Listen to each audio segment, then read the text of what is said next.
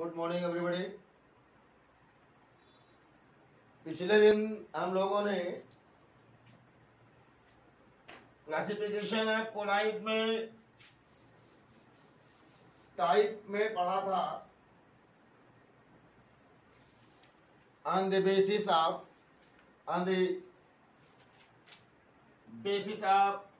particles of the dispersed phase और on the basis of particles of dispersed phase में हमने आपको multi molecular collide और macro molecular collide के बारे में बताया था। और आज हम बात करेंगे एसोसिएटेड कोलाइड यानी मिशेल्स के बारे में। ये एसोसिएटेड कोलाइड या मिशेल्स क्या होते हैं?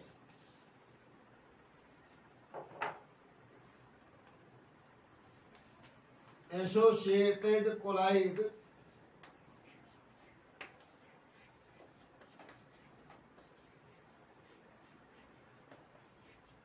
जिसे आप मिशेल कहते हैं, मिशेल्स।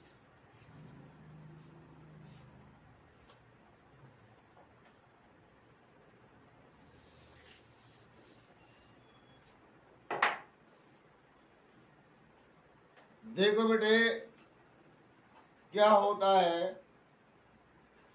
कि एक ही सब्सटेंस वही डिस्पर्स फेज, वही डिस्पर्जन मीडियम, और जो सॉल्यूशन आपने बनाया वो सॉल्यूशन क्रिस्टलॉइड के तरह से व्यवहार कर रहा है, अर्थात फिल्टर पेपर से इस पार से उस पार गुजर जा रहा है। क्रिस्टलॉइड की डेफिनेशन मैंने आपको इसीलिए बता दिया था in beginning.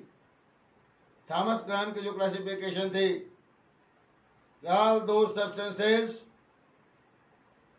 whom solution passes through filter paper are called as crystalloid, and all those substances whom solutions are unable to pass through from one side to another side through filter paper are called as colloids। तो एक ही substance जबकि dispersed phase वही हो और dispersion medium भी वही हो, और वो सब्सटेंस जो आपने सॉल्यूशन बनाया है वो दोनों तरह से व्यवहार करे, क्रिस्टलॉइड की तरह से और कोलाइड की तरह से। Due to change in few factors, external factors, आप सभी ने देखा होगा पानी में हम शुगर मिला देते हैं, water plus sugar is equal to aqua solution of sugar. अब ये पानी और चीनी solution of water and sugar, पानी और चीनी का घोल फिल्टर पेपर से छानेंगे, क्या होगा? छन जाएगा। क्या हर परिस्थिति में छन जाएगा? अगर हम उस चीनी पानी के घोल को गर्म करते रहें तो एक समय ऐसा आएगा कि पानी की मात्रा उड़ जाएगी और बनके क्या तैयार हो जाएगा? हैं? तेज बोलिए। चाशनी बन जाएगा। भैया आपने देखा होगा ना, तो इस प्रकार से वो चाशनी बन जाएगा, तब इस पार से उस पार, तब वो गोंद की तरह व्यवहार करेगा ना। कोलाइड्स, कोला मीन्स गोंद, आइड माने लाइक, गोंद की तरह, यानी कोलाइड्स की तरह व्यवहार करेगा। और जब आप कंसंट्रेशन की बात करिए, क्या आप एक कटोरी चीनी लीजिए और एक कटोरी नहीं लीजिए, थोड़ा थोड़ा सा जगह छोड़ दीजिए, पूरा भरिए नहीं, और उसमें पानी ले लीजिए, एकदम गाढ़ा सा बन जाए सोल्यूशन। उसके बाद छानिए तो छनेगा, तब भी नहीं छनेगा। तो ये खास बात यह है कि एक डेफिनेट टेम्परेचर, जो मिनिमम टेम्परेचर जो रिस्पॉन्सिबल होता है किसी भी कोलाइड को कोलाइडल बिहेवियर में, कोलाइडल फॉर्म में बदलने के लिए, वो फैक्टर हम टीके के द्वारा व्यक्त करते हैं। टीके का मतलब होता है क्राफ्ट टेम्परेचर। वो टेम्परेचर कहलाता है craft temperature.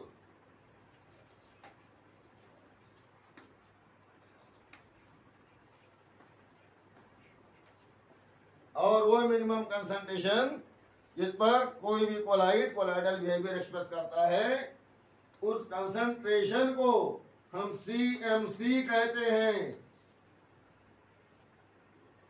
CMC critical micelle concentration.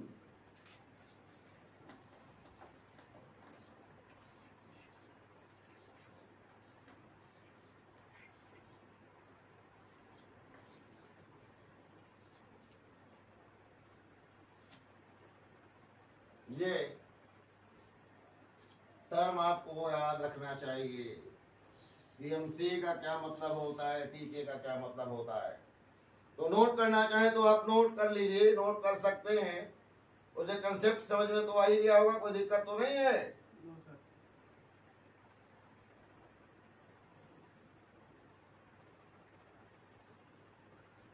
अब अगली बात बताएंगे हम आपको, मैकेनिज्म ऑफ मिजिल फॉर्मेशन। मिजिल फॉर्मेशन की मैकेनिज्म क्या है, ये आपको बताएंगे। ये हम रिमूव कर रहे हैं, मैकेनिज्म ऑफ मिजिल फॉर्मेशन।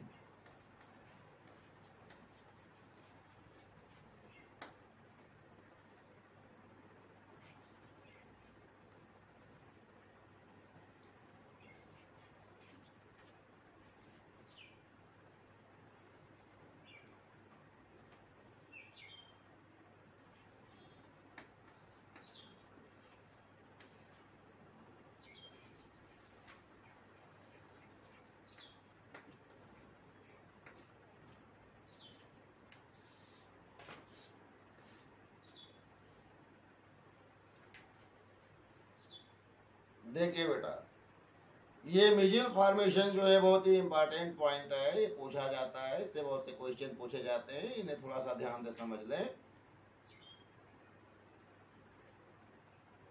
साबुन से जो हम कपड़ों की गंदगी दूर करते हैं, वो मिजिल फॉर्मेशन के द्वारा ही होता है। साबुन का फार्मूला आप जानते हैं, ये C17H35 COONA, ये होता है सोप।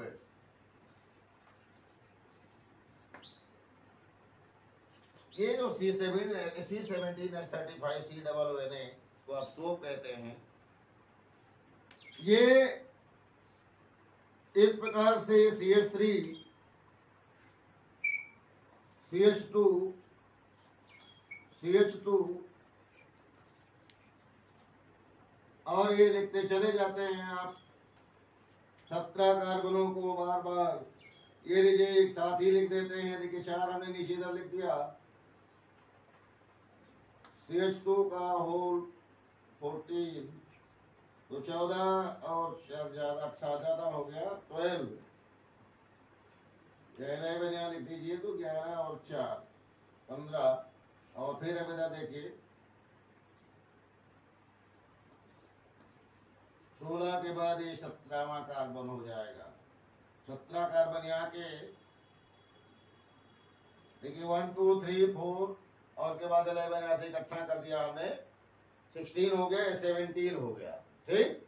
और और 17 के बाद ये COO माइनस ये आपका ये Na प्लस ये COO माइनस जो है ये लायोफिलिक इन नेचर है।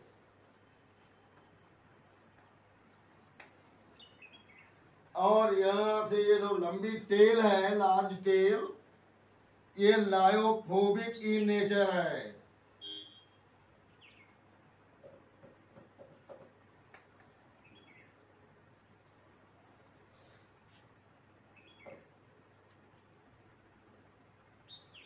ये लायोफोबिक है और ये लायोफिलिक है। कोई परेशानी?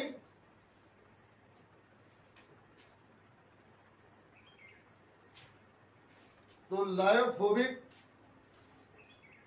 ये जो लायोफिलिक पार्ट है, जैसे सपोज कर लीजिए ये है डर्ट, ये ग्रीस लगा हुआ है आपके कपड़े का, कपड़ा है ग्रीस लगा हुआ है, ये ग्रीस है, कपड़े में गंदगी के रूप में। ग्रीस ही नहीं, कोई गंदगी हो सकती है। तो ये जो लार्ज टेल है, ये लार्ज टेल ये COO माइनस COO माइनस ये जो आप देख रहे हो ना, ये क्या है? ये कार्बन है, हर जगह CH2 या CH3 लिखा हुआ है। और बाकी सेट करके आप समझ लीजिएगा, बराबर कर लीजिएगा कितने कार्बन हो। ठीक, ये यहाँ आकर के इस ग्रीस से ये लायोफिलिक है नेचर में, समझ में आया बेटा? इसके साथ में ये मिजिल फॉर्म करते हैं और वहां वेट बढ़ जाता है, मॉलिक्यूलर मास बढ़ जाता है। और जब इस पर आप थोड़ा चोट मारते हैं तो ये इसको पूरे को लेकर अलग हो जाता है। यानी कि साथ साथ में गंदगी भी चली जाती है जो उस कपड़े पर बैठी हुई थी। कोई परेशानी? क्लीनिंग एक्शन ऑफ सोप इसी प्रकार से होता है। सोप के बाद आपने डिटर्जेंट पढ़ रखा है, हालांकि डिटर्जेंट के बारे में आप बहुत ज्यादा पढ़ चुके होंगे। डिटर्जेंट का फार्मूला क्या होता है बताइए? C12H25OSO3Na ये डिटर्जेंट है।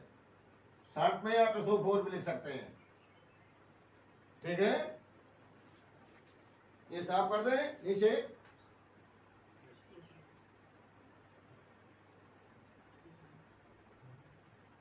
यहाँ शर्ट में भी हम से इकट्ठे ही नहीं दे रहे हैं। यहाँ पे देखिए, ये इसी को आप लिख सकते हैं R C12H25SO4Na। हालांकि ये गलत तरीका है, फार्मूला यही होता है। इसका नाम सोडियम लारिल सल्फेट है। Sodium lauryl sulphate.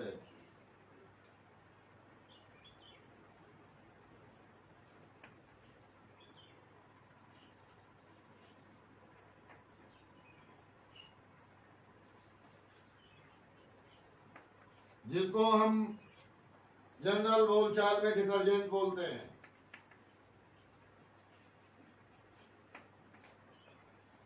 तो एक सोडियम लारिल सल्फेट या डिटर्जेंट में भी वही कंडीशन होती है कि ये जो C12H25 और ये SO4 माइनस ये Na+ बाहर निकल जाता है in the contact of water, और ये SO4 माइनस माइनस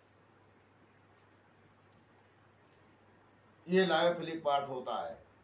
तो इस प्रकार से ये यहाँ पर जब COO माइनस की जगह पर SO4 माइनस माइनस लिख देते हैं तो डिटर्जेंट की क्लीनिंग एक्शन हो जाती है, और ये C12H25 कर देते हैं, SO4 माइनस माइनस। इस प्रकार से cleaning action of soap and detergent ये एक्सप्रेस किया जाता है। तो इस प्रकार से मिशिल का फॉर्मेशन होता है और मिशिल फॉर्मेशन की जो मैकेनिज्म है वो आपको क्लियर हो गया होगा। और किस प्रकार से क्लीनिंग एक्शन सोप की और डिटर्जेंट की होती है, एक्सप्रेस होती है, पूरी मैकेनिज्म क्लियर हो गई होगी। ये अगली हेडिंग है आपकी cleaning action of soap and detergent. Any problem, कोई दिक्कत? तो आज के लिए इतना काफी है, इतना दोहराइए और अगले दिन फिर मिलते हैं, फिर पढ़ाएंगे आपको प्रिपरेशन ऑफ कोलाइड्स। ओके, तो आज यहीं पे स्टार्ट करते हैं और अगले दिन फिर से मिलेंगे तो हम पढ़ेंगे preparation of colloids. Okay, thank you very much, see you again.